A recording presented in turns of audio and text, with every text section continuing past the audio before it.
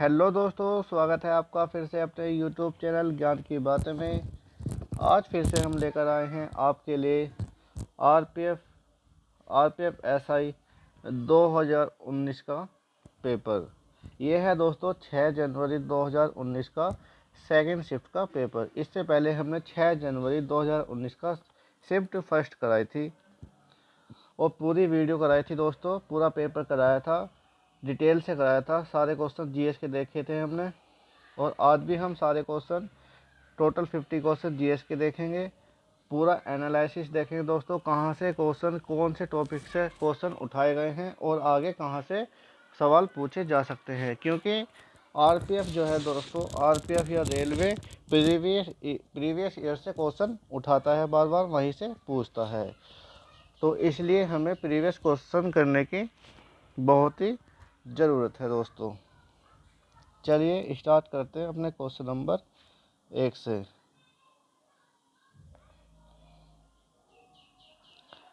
Question number 1 है आपका, निम्नलिखित में से कौन अलाउद्दीन खिलजी का प्रसिद्ध दास था? अलाउद्दीन खिलजी का प्रसिद्ध दास कौन सा था दोस्तों? राइट आंसर हो जाएगा ऑप्शन सी। इसकी डिटेल देख लेते हैं दोस्तों। डिटेल में है मलिक काफूर। मलिक काफूर अलाउद्दीन खिलजी का दास था। वह योग्य सेनानायक भी बना। अलाउद्दीन ने उसे गुजरात आक्रमण के दौरान 1000 दिनार में खरीदा था। कब खरीदा था दोस्तों अलाउद्दीन खिलजी ने उसको? गुजरात आक्रमण के दौरान 1000 दिनार में खरीदा था, इसलिए उसे 1000 दिनारी भी कहा गया। खिलजी की दक्षिण विजय का अधिकतम श्रेय मलिक काफूर को ही जाता है। Next question. सभी क्वेश्चन डिटेल में देखेंगे दोस्तों, तो इसलिए पूरी वीडियो को ज़रूर देखें। इससे बेनिफिट मिलेगा आपको आरपीएफ एसआई के एग्जाम में। विंध्य और सतपुड़ा पर्वतमाला को जोड़ने वाला इनमें से कौन सा लिंक है? विंध्य और सतपुड़ा पर्वतमाला को जोड़ने वाला इनमें से कौन सा लिंक है? Right answer option C, Maikal ridge. Detail देख लेते हैं दोस्तों क्वेश्चन की। डिटेल में है विंध्य श्रेणी दक्षिण भारत की नदी प्रणाली के साथ गंगा प्रणाली के बीच जल विभाजक के रूप में कार्य करती है। मैकाल श्रेणी विंध्य और सतपुड़ा को जोड़ने वाली कड़ी बनाती है। सतपुड़ा रेंज विंध्य के दक्षिण में पूर्व पश्चिम दिशा में 7 पहाड़ों की एक श्रृंखला है। इसमें राजपीपला पहाड़ियाँ, महादेव पहाड़ियाँ और मैकाल रेंज शामिल है। Next question.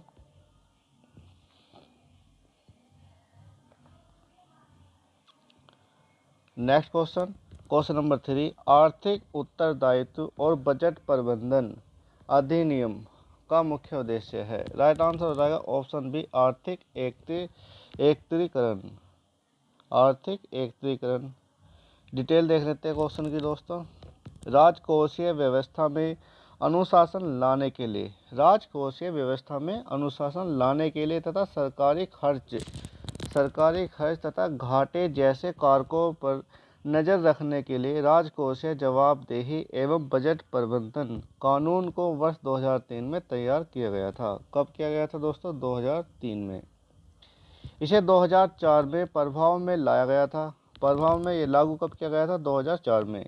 यह सार्वजनिक कोषों तथा अन्य प्रमुख आर्थिक कारकों पर नज़र रखते हुए बजट प्रबंधन में महत्वपूर्ण भूमिका निभाता है। इसके माध्यम से देश के राजकोषीय घाटों को नियंत्रण में लाने की कोशिश की गई थी। Next question.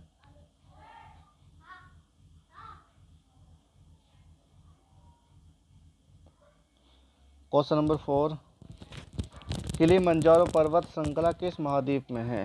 किलिमंजारो पर्वत श्रृंखला किस महाद्वीप में है? Right answer option B, Africa में। Right answer option B, Africa में। डिटेल देख लेते हैं दोस्तों। माउंट किलिमंजारो अफ्रीका महाद्वीप का सबसे ऊंचा पर्वत तथा विश्व के 7 सबसे ऊंचे पर्वतों में से एक है। यह अफ्रीका महाद्वीप के तंजानिया देश में स्थित है। अफ्रीका महाद्वीप के तंजानिया देश में स्थित है। यह पर्वत विषुवत रेखा के समीप स्थित है। Next question. पूरी वीडियो ज़रूर देखें दोस्तों। अगर आपको हमारी वीडियो अच्छी लगे तो वीडियो को लाइक और चैनल को सब्सक्राइब जरूर करें। नेक्स्ट क्वेश्चन नंबर 5, संयुक्त राष्ट्र विकास कार्यक्रम ने अपनी पहली मानव विकास रिपोर्ट जारी कब की थी? संयुक्त राष्ट्र विकास कार्यक्रम ने अपनी पहली मानव विकास रिपोर्ट जारी कब की थी? कब की थी दोस्तों? 1990 में। क्वेश्चन की डिटेल देख लेते हैं।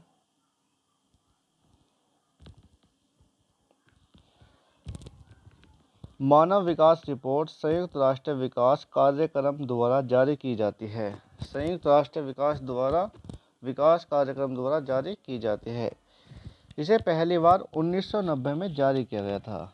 मानव विकास सूचकांक HDI, human development index, HDI की फुल फॉर्म है दोस्तों ह्यूमन डेवलपमेंट इंडेक्स, एक समग्र सूचकांक है जो 4 संकेतकों को ध्यान में रखते हुए मानव विकास में औसत उपलब्धि को मापता है।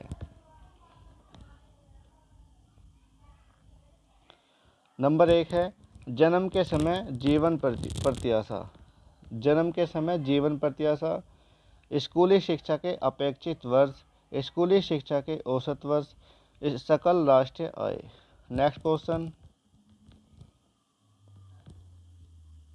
नंबर 6, अफ्रीका के अर्ध शुष्क उष्णकटिबंधीय सवाना क्षेत्र को किस रूप में जाना जाता है? Right answer option C, Sahel के रूप में। अफ्रीका के जो अर्ध शुष्क उष्णकटिबंधीय सवाना क्षेत्र हैं उन्हें साहेल के रूप में जाना जाता है। डिटेल देख लेते हैं क्वेश्चन की। साहेल अफ्रीका महाद्वीप का एक अर्ध शुष्क क्षेत्र है। कहाँ का है दोस्तों? अफ्रीका महाद्वीप का है एक अर्ध शुष्क क्षेत्र है जो पूर्व सेनेगल से सूडान तक विस्तारित है। यह उत्तर में सहारा रेगिस्तान और दक्षिण में आर्द्र सवाना घास के मैदान के बीच एक संक्रमणशील क्षेत्र है। इस क्षेत्र में शामिल अन्य देश Mauritania, Mali, Zambia, Niger, Nigeria, Burkina Faso, Cameroon व सेंट्रल अफ्रीका आदि है। नेक्स्ट क्वेश्चन नंबर 7, भारतीय संविधान के किस भाग में आपातकाल का प्रावधान है? भारतीय संविधान के किस भाग में आपातकाल का प्रावधान है? राइट आंसर ऑप्शन डी, भाग 18। राइट आंसर ऑप्शन डी, भाग 18। डिटेल में देख लेते हैं क्वेश्चन। इम्पोर्टेंट क्वेश्चन है दोस्तों, यहाँ से क्वेश्चन आने की संभावना है। Very very important question. भारतीय संविधान में आपात उपबंध जर्मनी के संविधान से लिया गया है। आपातकाल कहाँ से लिया गया है दोस्तों? जर्मनी से। यह भारतीय संविधान के भाग 18 के अनुच्छेद 352 से 360 के अंतर्गत उल्लिखित है। मंत्रिपरिषद के परामर्श से राष्ट्रपति 3 प्रकार के आपातकाल लागू कर सकता है। कौन करेगा दोस्तों? राष्ट्रपति 3 प्रकार के आपातकाल लागू कर सकता है। नंबर 1, राष्ट्रीय आपातकाल अनुच्छेद 352, राष्ट्रीय आपातकाल अनुच्छेद 352, राष्ट्रपति शासन अनुच्छेद 356 और वित्तीय आपातकाल 360। जो ये है दोस्तों वित्तीय आपातकाल, ये अभी तक कभी भी लागू नहीं किया गया, कहीं भी लागू नहीं किया गया है ये अभी। नेक्स्ट क्वेश्चन नंबर 8, भारत के सुप्रीम कोर्ट के परामर्श क्षेत्राधिकार की अवधारणा क्या और कहां से आई है? राइट आंसर ऑप्शन बी, कनाडाई। राइट आंसर ऑप्शन बी, कनाडाई। डिटेल देख लेते हैं दोस्तों क्वेश्चन की।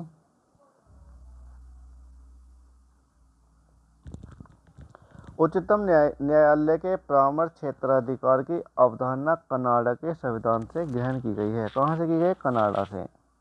उच्चतम न्यायालय के परामर्श क्षेत्राधिकार की अवधारणा जो है कनाडा के संविधान से ग्रहण की गई है। भारतीय संविधान के अनुच्छेद 143 के अनुसार राष्ट्रपति आवश्यक विषय के उच्चतम न्यायालय के सम्मुख परामर्श हेतु भेज सकता है। सर्वोच्च न्यायालय उसकी सुनवाई कर उस पर अपना परामर्श राष्ट्रपति को भेजता है।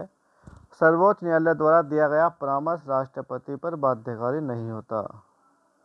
जो सर्वोच्च न्यायालय दोस्तों, अगर वो अपनी सलाह राष्ट्रपति को देता है तो कोई ज़रूरी नहीं है कि राष्ट्रपति उस सलाह को मानेगा ही, उसकी मनमर्जी का काम है। सर्वोच्च न्यायालय पूछे गए प्रश्न का उत्तर देने से मना भी कर सकता है। नेक्स्ट क्वेश्चन नंबर 9, लावनी का प्रसिद्ध लोक नृत्य है।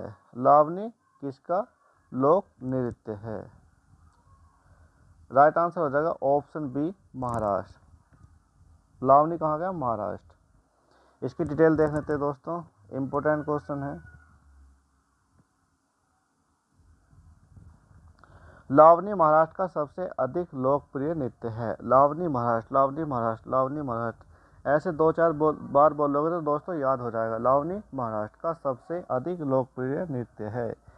यह विशेष पारंपरिक परिधान में किया जाता है, जिसमें नृत्यांगन 9 मीटर की साड़ी पहनती है। इस नृत्य में अध्यात्म और श्रृंगार दोनों भावों का मेल होता है। लावनी शब्द लावण्य या सुंदरता से लिया गया है। Next question number 10। Question number 10, किसी एक डीएनए में से अधिक आरएनए पर आनुवंशिक जानकारी की प्रतिलिपि बनाने की प्रक्रिया को कहा जाता है। राइट आंसर हो जाएगा ऑप्शन ए, प्रतिलेखन।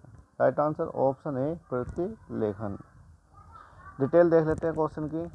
डीएनए की एक रज्जुक से आनुवंशिक सूचनाओं का आरएनए में प्रतिलिपिकरण करने की प्रक्रिया को प्रतिलेखन कहा जाता है। प्रतिलेखन वह प्रक्रिया है जिसके द्वारा डीएनए में संग्रहित आनुवंशिक जानकारी का उपयोग पूरक आरएनए स्टैंडर्ड का उत्पादन करने के लिए किया जाता है। नेक्स्ट क्वेश्चन नंबर 11, भारत के मुख्य न्यायाधीश की नियुक्ति कौन करता है? राइट आंसर हो जाएगा ऑप्शन सी, भारत के राष्ट्रपति। इंपॉर्टेंट क्वेश्चन है दोस्तों। भारत के सर्वोच्च न्यायालय के मुख्य न्यायाधीश को भारत के राष्ट्रपति द्वारा नियुक्त किया जाता है। सर्वोच्च न्यायालय के मुख्य न्यायाधीश को भारत के राष्ट्रपति द्वारा नियुक्त किया जाता है। यह नियुक्ति भारतीय संविधान के अनुच्छेद 124 के खंड 2 के तहत की जाती है। नेक्स्ट क्वेश्चन नंबर 12, मेघालय पठार को मालदा खंड से कौन अलग करता है? मेघालय जो पठार है दोस्तों, वो मालदा खंड से कौन अलग करता है? राइट आंसर ऑप्शन बी, भारतीय प्रायद्वीप पठार। भारतीय प्रायद्वीप पठार। डिटेल देख लेते हैं क्वेश्चन की। मेघालय पठार प्रायद्वीपीय पठार का भाग है जो भर्सन के कारण मालदा गैप द्वारा अलग हो गया है। इसका निर्माण गोंडवाना काल के निक्षेपों से हुआ है। मेघालय पठार का उत्तरी ढाल लंबवत है जहां से ब्रह्मपुत्र नदी बहती है। नेक्स्ट क्वेश्चन नंबर 13, बी ड्रिबलिंग कौशल किस खेल से संबंधित है? बी ड्रिबलिंग कौशल किस खेल से संबंधित है? राइट आंसर ऑप्शन ए, हॉकी से। डिटेल देख लेते हैं क्वेश्चन की। बी ड्रिबलिंग फील्ड हॉकी में एक भौतिक कौशल है। कैसी? हॉकी से संबंधित है और एक भौतिक कौशल है जिसमें अपनी स्टिक के साथ चलते हुए गेंद को नियंत्रित करना और पैंतरेबाजी करना शामिल है। यह आक्रामक और रक्षात्मक दोनों रूप से खिलाड़ियों के लिए आवश्यक कौशल है। नेक्स्ट क्वेश्चन नंबर 14, सूर्य, चंद्रमा और पृथ्वी के संरेखित होने पर किस प्रकार का ज्वार आता है? राइट आंसर ऑप्शन बी, उच्च ज्वार। सूर्य, चंद्रमा और पृथ्वी के संरेखित यानी कि लंबवत जब पड़ेगा इन पर सूर्य तो ज्वार कैसा आएगा? उच्च ज्वार आएगा दोस्तों। इसकी डिटेल देख लेते हैं दोस्तों। अगर वीडियो अच्छी लग रही हो तो वीडियो को पूरी ज़रूर देखें। ये आने वाले एग्ज़ाम के लिए वेरी वेरी इम्पोर्टेंट है। डिटेल में देख लेते हैं। ज्वार भाटा एक प्राकृतिक घटना है। ज्वार भाटा जो है एक प्राकृतिक घटना है। सूर्य तथा चंद्रमा की आकर्षण शक्तियों के कारण सागरीय जल के ऊपर उठने तथा गिरने को ज्वार भाटा कहते हैं। सूर्य, चंद्रमा तथा पृथ्वी के संरेखित होने पर उच्च ज्वार आता है, क्योंकि सूर्य और चंद्रमा दोनों की आकर्षण शक्ति कार्य करती है। Next question, question number 15।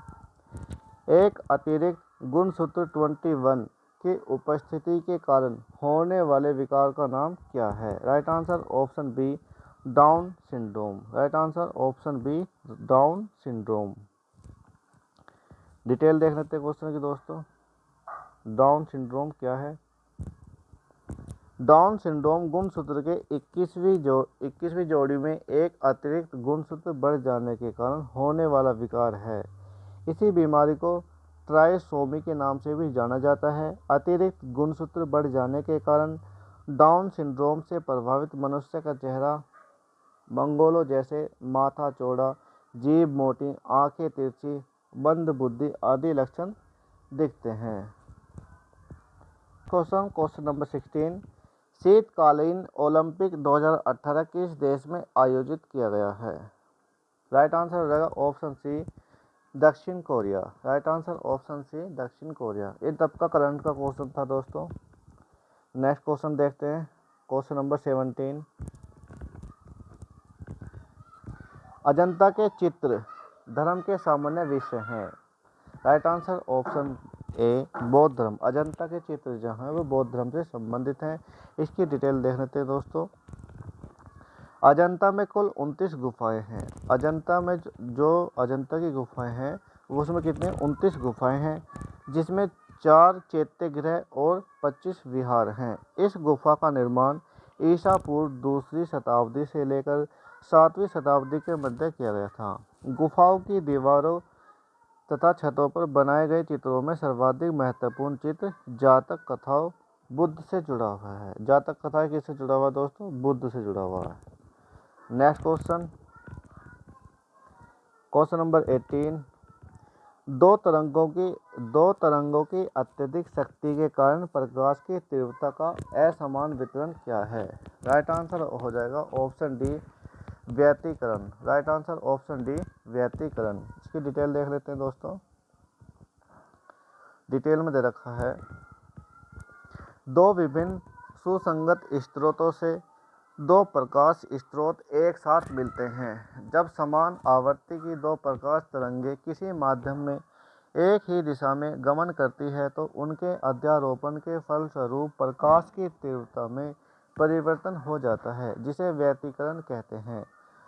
तो ऊर्जा का व्यतिकरण होता है और यह एक दूसरे से विक्षुब्ध होते हैं। दो प्रकाश तरंगों के इस अध्यारोपण को प्रकाश तरंगों का व्यतिकरण कहते हैं। Next question, question number 19। सामाजिक, आर्थिक और राजनीतिक न्याय की अवधारणा किस क्रांति से ली गई? राइट आंसर ऑप्शन डी, रूस की क्रांति से। डिटेल देख लेते हैं दोस्तों, इम्पोर्टेंट क्वेश्चन है। सामाजिक, आर्थिक और राजनीतिक न्याय की अवधारणा रूसी क्रांति से ली गई है। स्वतंत्रता, समता और बंधुता के सिद्धांत को फ्रांसीसी क्रांति से लिया गया है। मौलिक अधिकार अमेरिका के संविधान से लिया गया है। Next question, question number 20। भारतीय संविधान का अंतिम व्याख्याता किसे माना जाता है? राइट आंसर ऑप्शन है सुप्रीम कोर्ट को। इसकी डिटेल देख लेते हैं दोस्तों। भारतीय संविधान को संविधान सभा द्वारा 26 नवंबर 1949 को अपनाया गया था। कब अपनाया गया था? भारतीय संविधान को 26 नवंबर 1949 को अपनाया गया था। 26 जनवरी 1950 को पूर्ण रूप से लागू हुआ। पूरे भारत में कब लागू हुआ था? 26 जनवरी 1950 को। भारतीय संविधान पर प्रथम हस्ताक्षर करने वाले व्यक्ति पंडित जवाहरलाल नेहरू तथा अंतिम हस्ताक्षर डॉक्टर राजेंद्र प्रसाद थे। भारतीय संविधान का अंतिम व्याख्याता सुप्रीम कोर्ट को माना जाता है। Next question, question number 21। निम्नलिखित में से कौन सा दुनिया का सबसे ऊंचा पठार है? राइट आंसर ऑप्शन बी, तिब्बती पठार, तिब्बत का पठार। डिटेल देख लेते हैं दोस्तों। दक्कन के पठार की ऊंचाई कितनी है? 2695 मीटर। तिब्बत के पठार की 5000 मीटर और कोलंबिया के पठार की 1800 मीटर। कटंगा के पठार की 1220 मीटर। नेक्स्ट क्वेश्चन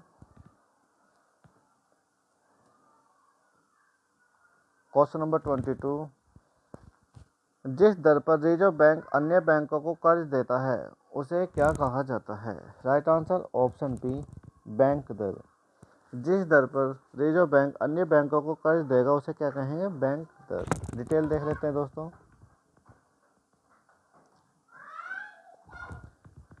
बैंक दर वह दर है जिस पर रिजर्व बैंक व्यापारिक बैंकों को उधार देता है। यह उनके व्यापारिक बिलों की पुनर्कटौती करता है एवं इसके द्वारा रिजर्व बैंक शाखा की मात्रा को नियंत्रित करता है। Next question number 23। प्रति इकाई आयतन में द्विध्रुवीय गति को कहा जाता है? राइट आंसर ऑप्शन डी, ध्रुवीयकरण। Next question number 24। मादाओं में पराग कणों का मादा प्रतिच्छेदन में क्या स्थान है? राइट आंसर ऑप्शन ए, परागन। राइट आंसर ऑप्शन ए, परागन। Next question,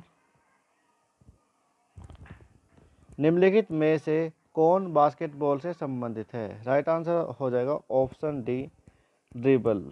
right answer option D, dribble. Detail जो अच्छे क्वेश्चन है दोस्तों उन्हीं की डिटेल देखेंगे जहाँ से क्वेश्चन बनने की आगे संभावना है। डिटेल देख लेते हैं।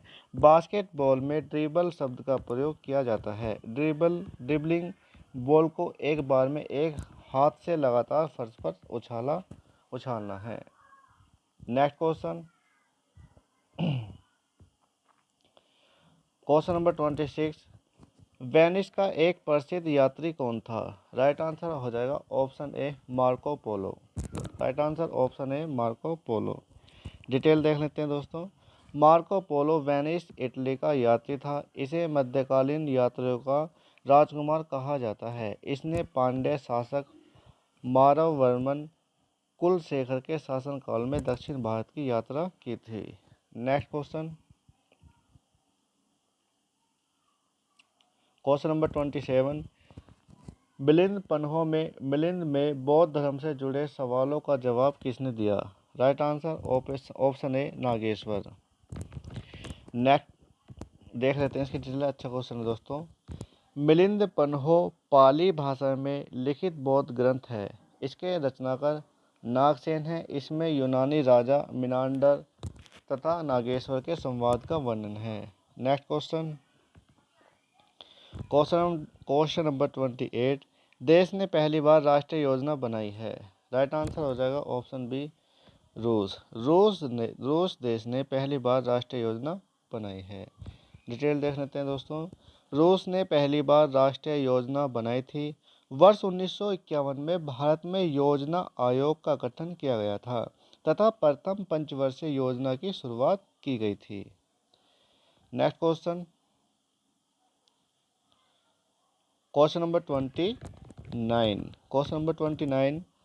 लोअर हिमालय और शिवालिक के बीच की संकीर्ण घटना की पश्चिम में क्या कहा जाता है?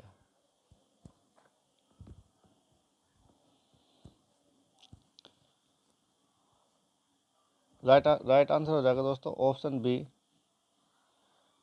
Duns. Right answer option B, Duns. डिटेल देख लेते हैं दोस्तों इसकी।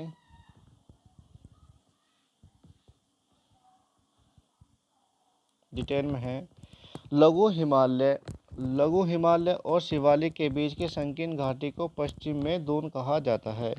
दून्स घाटी के लिए एक स्थानीय शब्द है जैसे देहरादून, कोठारी दून, पतली दून आदि। Next question number 30। चर चुंबकीय क्षेत्र के माध्यम से विद्युत प्रवाह के उत्पादन की प्रक्रिया को कहा जाता है? राइट आंसर ऑप्शन सी, विद्युत चुंबकीय प्रेरण। विद्युत चुंबकीय प्रेरण। Next question, question number 31, Mahadayi जल विवाद न्यायाधिकरण में कौन से राज्य शामिल हैं? राइट आंसर हो जाएगा ऑप्शन डी, गोवा, कर्नाटक और Maharashtra. Next question, question number 32, इनमें से कौन एशियाई और उत्तरी अमेरिका को अलग करता है? राइट आंसर हो जाएगा ऑप्शन डी, बेरिंग स्टेट। ये अच्छा क्वेश्चन है दोस्तों, इसकी डिटेल देखते हैं हम। Very very important question. जो अच्छे क्वेश्चन होंगे दोस्तों उनकी डिटेल हम देखेंगे जरूर। बेरिंग स्ट्रेट जल संधि, बेरिंग स्ट्रेट को जल संधि प्रशांत और आर्कटिक महासागर को जोड़ती है। यह एशिया और उत्तर अमेरिका को पृथक करती है। यह लगभग 82 किलोमीटर चौड़ा तथा 30 से 50 मीटर गहरा है। स्वेज नहर जल सागर को भूमध्य सागर से जोड़ती है। नेक्स्ट क्वेश्चन, क्वेश्चन नंबर 33, किस मुद्रा को भुजंगासन प्रदर्शित करता है? Right answer option B, cobra. Right answer option B, cobra. Detail देख लेते हैं दोस्तों।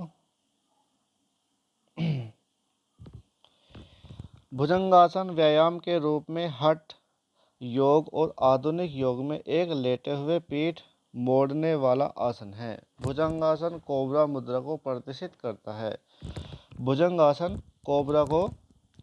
कोबरा मुद्रा को प्रदर्शित करता है। इस आसन में शरीर की आकृति फन उठाए हुए भुजंग अर्थात सर्प जैसी बनती है, इसलिए भुजंगासन कहते हैं। नेक्स्ट क्वेश्चन, क्वेश्चन नंबर 34, नदी के मार्ग में बनने वाली नई जलोढ़ भूमि को क्या कहा जाता है? राइट आंसर ऑप्शन ए, खादर। नई मिट्टी को क्या कहा जाता है? खादर। डिटेल देख लेते हैं दोस्तों, इंपोर्टेंट क्वेश्चन। नदियों द्वारा लाई गई मिट्टी को जलोढ़ मिट्टी कहते हैं। नदियों द्वारा लाई गई मिट्टी को जलोढ़ मिट्टी कहते हैं। इस मिट्टी में पोटास की बहुलता होती है, लेकिन नाइट्रोजन, फास्फोरस एवं ह्यूमस की कमी होती है। यह भारत की सबसे उपजाऊ मृदा है। यह भारत की सबसे उपजाऊ मृदा है। पुराने जलोढ़ मिट्टी को बांगर तथा नई जलोढ़ मिट्टी को खादर कहा जाता है। नेक्स्ट क्वेश्चन, क्वेश्चन नंबर 35, किसी यौगिक में परमाणुओं की संख्या का बहुत सरल अनुपात को ज्ञात करने के लिए किस सूत्र का उपयोग किया जाता है? राइट आंसर हो जाएगा ऑप्शन बी, मूल अनुपाती सूत्र। मूल अनुपाती सूत्र। नेक्स्ट क्वेश्चन, क्वेश्चन नंबर 36, राष्ट्रपति की अनुपस्थिति में भारत का कार्यवाहक राष्ट्रपति कौन होता है? राइट आंसर हो जाएगा ऑप्शन डी, भारत के उपराष्ट्रपति। राष्ट्रपति के कार्यवाहक के रूप में कार्य करते हैं। डिटेल देख लेते हैं दोस्तों, अच्छा क्वेश्चन है, अच्छा क्वेश्चन है। यदि राष्ट्रपति का पद उसकी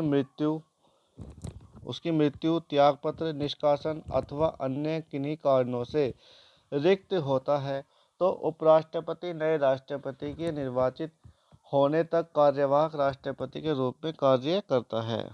इसके अतिरिक्त यदि वर्तमान राष्ट्रपति अनुपस्थित, बीमारी या अन्य कारणों से अपने पद पर कार्य करने में असमर्थ हो तो उपराष्ट्रपति उसके पुनः पद ग्रहण करने तक कार्यवाही राष्ट्रपति के रूप में कार्य करता है।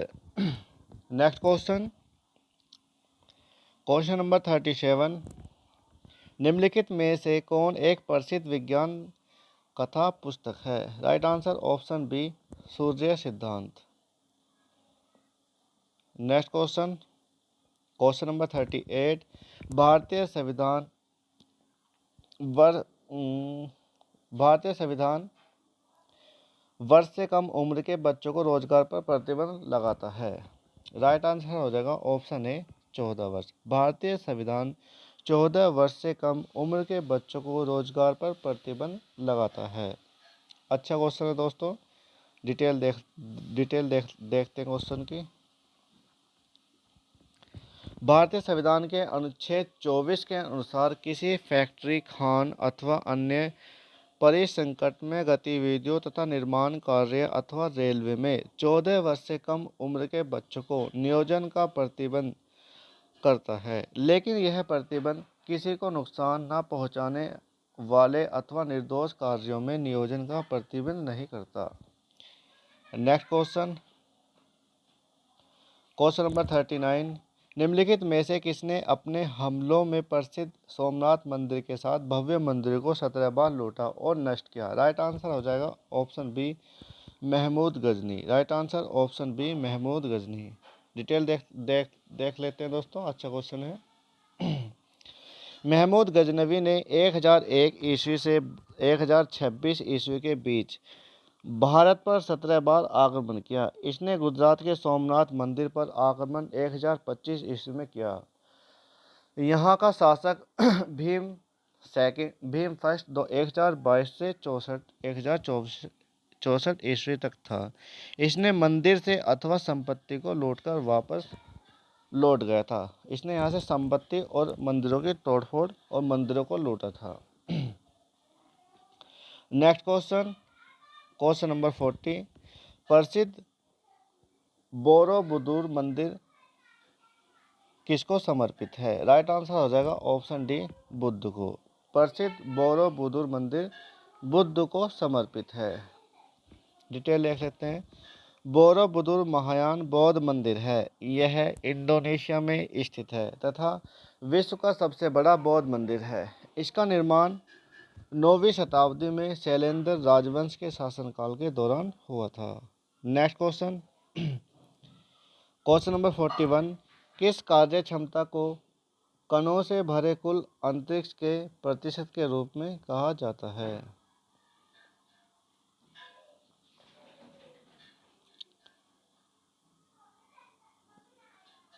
राइट आंसर हो जाएगा दोस्तों ऑप्शन ए, पैकिंग कार्यशीलता। पैकिंग कार्यशीलता। Next question, question number 42, AKFI के नियामक बोर्ड का पूरा नाम क्या है? राइट आंसर हो जाएगा option B, Amateur Kabaddi Federation of India.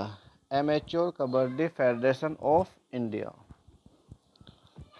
Next question, question number 43, निम्नलिखित में से कौन दिल्ली में यूनेस्को की विश्व धरोहर स्थल नहीं है? राइट आंसर हो जाएगा ऑप्शन ए, एलिफेंटा गुफा। राइट आंसर ऑप्शन ए, एलिफेंटा गुफा। डिटेल देख लेते हैं, अच्छा क्वेश्चन है। एलिफेंटा गुफाओं का निर्माण 8वीं से 11वीं शताब्दी के मध्य राष्ट्रकूटों के सामंत शिलाहारों ने कराया। यह महाराष्ट्र में मुंबई के गेटवे ऑफ इंडिया से 10 किलोमीटर दूर अरब सागर में एलिफेंटा द्वीप पर स्थित है। उसमें कुल 7 गुफाएं हैं। अन्य धरोहर दिल्ली में अवस्थित हैं। हुमायूं का मकबरा भी, लाल किला भी और कुतुब मीनार भी दिल्ली में स्थित है।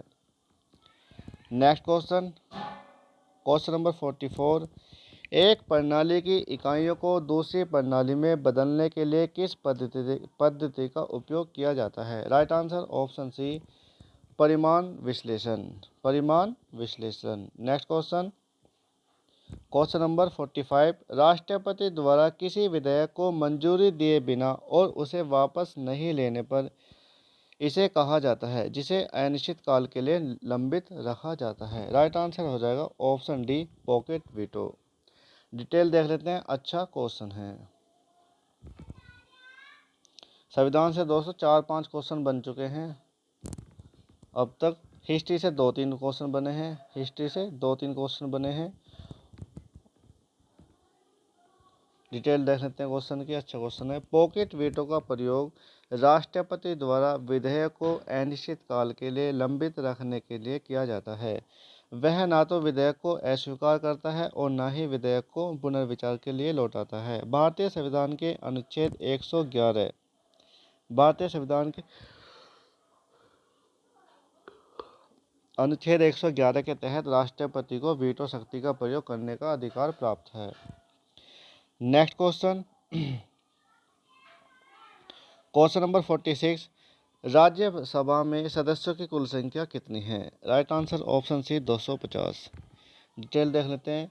राज्यसभा के सदस्यों की अधिकतम संख्या 250 है, जिसमें 238 सदस्य निर्वाचित और 12 मनोनीत किए जाते हैं। वर्तमान में सदस्यों की संख्या 245 है, जिसमें 233 निर्वाचित और 12 मनोनीत हैं। नेक्स्ट क्वेश्चन, क्वेश्चन नंबर 47, निम्नलिखित में से किस क्षेत्र में वानिकी का प्रतिशत सर्वाधिक है? राइट आंसर हो जाएगा दोस्तों option B. Right answer option B Mizoram. Right answer option B Mizoram. Next question, question number 48, 1945 में लोगों की योजना द्वारा तैयार की गई थी। Right answer option B M N. Roy. 1945 में लोगों की योजना एम.एन. रॉय द्वारा तैयार की गई थी। डिटेल देख लेते हैं दोस्तों, अच्छा क्वेश्चन है। वर्ष 1945 में एम.एन. रॉय द्वारा एक व्यक्तिगत योजना का प्रस्ताव लाया गया, जिसे जन योजना कहा गया। मार्क्सवादी समाज से प्रेरित इस योजना द्वारा कृषिगत एवं औद्योगिक उत्पादनों में तेज वृद्धि करके आम जन को आवश्यक जरूरतों को उचित मात्रा में उपलब्ध कराने का प्रयास किया गया था। नेक्स्ट क्वेश्चन, क्वेश्चन नंबर 49, 2018 राष्ट्रमंडल खेल टूर्नामेंट किस देश में आयोजित किए गए थे? Right answer option B Australia. आज की वीडियो का ये लास्ट क्वेश्चन है दोस्तों, आज की वीडियो का ये लास्ट क्वेश्चन है। अगर आपको हमारी वीडियो अच्छी लगी हो तो वीडियो को लाइक और चैनल को सब्सक्राइब ज़रूर करें दोस्तों। बेल आइकन भी प्रेस करें, जो आने वाली वीडियो का नोटिफिकेशन आप तक पहुंच सके। हम आरपीएफ एसआई के जो 2019 में एग्ज़ाम हुए थे सभी लेकर आएंगे दोस्तों, क्योंकि 2024 आरपीएफ एसआई के लिए वेरी इम्पोर्टेंट है। प्रीवियस ईयर पेपर का एनालिसिस करना बहुत ही ज़रूरी है दोस्तों। इससे हमें ये पता चलता है कहाँ से क्वेश्चन पूछे गए हैं अब तक और कहाँ से क्वेश्चन पूछे जा सकते हैं। रेलवे में बार क्वेश्चन प्रीवियस ईयर से उठाए जाते हैं। आज की वीडियो का लास्ट क्वेश्चन देख लेते हैं दोस्तों। क्वेश्चन नंबर 50, फिरोज शाह तुगलक ने किस प्रसिद्ध शहर का गठन किया था? Right answer option D Hisar का। Right answer option D Hisar का। डिटेल देख लेते हैं क्वेश्चन की। फिरोज शाह तुगलक ने वर्ष 1354 में हिसार हरियाणा नगर की स्थापना की थी। उसने नए नगर हिसार ए फिरोज को महलों, मस्जिदों, बगीचों, नहरों तथा अन्य इमारतों से सजाया था। हिसार फारसी शब्द है। हिसार जो है दोस्तों वो फारसी शब्द है, जिसका अर्थ है किला यानी कि घेरा होता है। पूरी वीडियो देखने के लिए धन्यवाद दोस्तों।